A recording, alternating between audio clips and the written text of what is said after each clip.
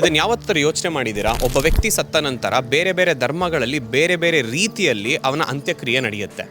For example, ಈಗ Christians ತುಂಬ ಜಾಸ್ತಿ ಜನ ಎಲ್ಲಿದ್ದಾರೆ, ಈ ನಾರ್ದರ್ನ್ ಹೆಮಿಸ್ಪಿಯರಲ್ಲಿದ್ದಾರೆ, ಯುರೋಪು ಈ ಥರ ಪ್ರಾವಿನ್ಸಸಲ್ಲಿ. ಅಲ್ಲಿ ಥಂಡಿ ಜಾಸ್ತಿ ಇರುತ್ತೆ.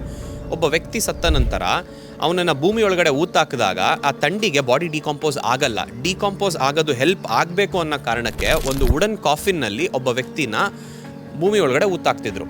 ಅದೇ ರೀತಿ ಈಗ ಮುಸ್ಲಿಂ ಧರ್ಮ ಸ್ಟಾರ್ಟ್ ಆಗಿದ್ದಲ್ಲಿ ಈ ಅರಬ್ಬಿ ಪ್ರಾವಿನ್ಸಸಲ್ಲಿ ಅಲ್ಲಿ ಮರಳುಗಾಡು, ಅಲ್ಲಿ ವುಡ್ ಅನ್ನೋದು ಸಿಗದೇ ಇಲ್ಲ ಸುಡಬೇಕು ಅಂತ ಹೇಳಿದ್ರೆ, ಅಥವಾ ಸಿಕ್ಕಿದ್ರಂತರ ವುಡ್ ಒಂಥರ ಮೋಸ್ಟ್ ಪ್ರೀಷಿಯಸ್ ಅಸೆಟ್ ಆಗಿಬಿಟ್ಟಿರುತ್ತೆ.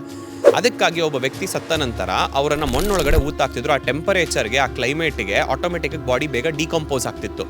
ಅದೇ ರೀತಿ ಫಾರ್ ಎಕ್ಸಾಂಪಲ್ ಪಾರ್ಸೀಸ್ ಅಂದರೆ ಪರ್ಷಿಯಾ, ಇವಾಗಿನ ಇರಾಕ್, ಅಲ್ಲಿ ಜಾಗ್ರಫಿಕಲ್ ಲೊಕೇಶನ್ ಹೇಗಿದೆ ಅಂತ ಹೇಳಿದ್ರೆ ಬರೀ ಬಂಡೆ ಕಲ್ಲುಗಳೇ ಜಾಸ್ತಿ, ಅಲ್ಲಿ ಮರಳು ಸಹ ಸಿಗೋದಿಲ್ಲ ಅಥವಾ ವುಡ್ಡು ಸಹ ಇರೋದಿಲ್ಲ, ಮರ ಸುಲಭವಾಗಿ ಬೆಳೆಯೋದಿಲ್ಲ. ಅದಕ್ಕಾಗಿ ಅವ್ರೇನು ಮಾಡ್ತಿದ್ರು, ಈ ಟವರ್ ಆಫ್ ಸೈಲೆನ್ಸ್ ಅಂತ ಹೇಳಿ ಒಂದು ಬಿಲ್ಡಿಂಗ್ನ ಕ್ರಿಯೇಟ್ ಮಾಡಿ ಅದರ ಮೇಲ್ಗಡೆ ಅವರು ಬಾಡಿನ ತೊಗೊಂಡೋಗಿ ಇಡ್ತಿದ್ರು. ಅವರ ನಂಬಿಕೆ ಏನಂತ ಹೇಳಿದ್ರೆ, ಅವರು ಭೂಮಿ ಮತ್ತು ಬೆಂಕಿ ಎರಡೂ ಅವ್ರ ಪ್ರಕಾರ ಪವಿತ್ರ. ಅದಕ್ಕೆ ಒಂದು ಬಾಡಿನ ಸತ್ತ ನಂತರ ಅದಕ್ಕೆ ಬಿಡಬಾರ್ದು, ಇದನ್ನು ನೇಚರಲ್ಲೇ ಬಿಟ್ಬಿಡಬೇಕು. ಪಕ್ಷಿಗಳು, ವಲ್ಚರ್ಸ್ ಬಂದು ತಿಂತಿದ್ವು, ಅಥವಾ ಉಳಿದಿರುವಂಥ ಮೂಳೆ ಮಾಂಸಗಳೆಲ್ಲ ಸೂರ್ಯನ ಬೆಳಕಿಗೆ ಅದು ಡಿಕಂಪೋಸ್ ಆಗೋಗ್ತಿತ್ತು. ಅದಾದ ನಂತರ ಹಿಂದೂ ಧರ್ಮ, ನಮ್ಮಲ್ಲಿ ಕಾಡು ಅತಿ ಹೆಚ್ಚಿದೆ ಸೌತ್ ಏಷ್ಯನ್ ಕಂಟ್ರೀಸಲ್ಲಿ. ಅದರಿಂದಾಗಿ ವುಡ್ಡು ಅತಿ ಸುಲಭವಾಗಿ ಸಿಕ್ತಿದ್ರಿಂದ ನಾವು ಒಬ್ಬ ವ್ಯಕ್ತಿ ಸತ್ತ ನಂತರ ಅವನ ದೇಹನ ಅತಿ ಹೆಚ್ಚು ಹಿಂದೂ ಧರ್ಮದಲ್ಲಿ ಸುಡ್ತಾರೆ.